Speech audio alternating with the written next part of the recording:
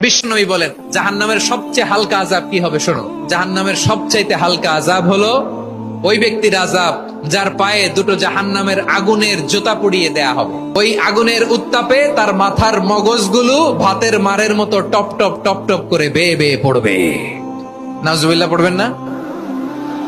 আচ্ছা প্রিয় সিলেট, আওয়াজ করে বলেন, এইটা যদি সবচেয়ে লাইট পানিশমেন্ট হয়, সবচেয়ে হালকা পাতলা সহনীয় আযাব যদি হয়, তাহলে ভয়ঙ্কর তোমার আযাবের কি অবস্থা হবে? আমরা কি ওই জাহান্নামে যেতে চাই? জাহান্নামের অবস্থা এত ভয়ঙ্কর হবে, জাহান্নামের ভেতরে লক্ষ লক্ষ কোটি কোটি কাফির মুশরিককে দেওয়ার পরেও জাহান্নাম বলবে হাল মিন মাজিদ, আরো আছে নাকি, আরো দাও। কোটি কোটি কাফেরের দল, মুশরিকের দল, সীমা লঙ্ঘনকারী দল, তাদেরকে যখন জাহান্নামে ফেলা হবে, বড় বড় পাথর খণ্ড জাহান্নামে ফেলা হবে, তারপরও জাহান্নাম বলবে হাল মিন মাজিদ, আরো আছে নাকি, দাও, আরো দাও, আরো দাও। আমার ক্ষুধা নিবারণ হয় নাই।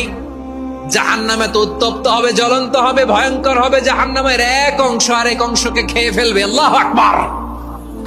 ফেরেশতারাও টালমাটাল হয়ে যাবে। জাহান্নামের রক্ষী ফেরেশতারা কি করবে তারা নিজেরাও বুঝতে পারবে না। কোটি কোটি মুশরিক কাফেরদেরকে জাহান্নামে নিক্ষেপ করার পরেও জাহান্নাম ঠান্ডা হবে না, শান্ত হবে না, বলবে হাল মিন মাজিদ, আরো আছে নাকি, আরো দাও।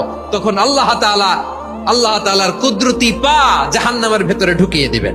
সুবহানাল্লাহ পড়তে পারলেন না মজা করে? কোনো কিছুতেই যখন জাহান্নামকে শান্ত করা যায় না, আল্লাহ তাআলা তার কুদরতি পা জাহান্নামে ঢুকিয়ে দিবেন। দেয়ার সাথে সাথে জাহান্নাম থেকে আওয়াজ আসবে, কত কত বিইজ্জাতিকা ওয়া বিকদরিক, আল্লাহ বিইজ্জাতিকা ওয়া বিকারমিক, আল্লাহ আপনার ইজ্জতের কসম, যথেষ্ট হয়েছে, এনাফ এনাফ, আর লাগবে না। সুবহানাল্লাহ বলেন। ওই ভয়ঙ্কর জাহান্নামে আমরা যেতে চাই কেউ? আমরা সব সময় ওই জাহান্নাম থেকে আল্লাহর কাছে পানাহা চাই। আওয়াজ করে বলেন ঠিক কিনা? বিশ্বনবী সব সময় আল্লাহর কাছে আল্লাহর জান্নাত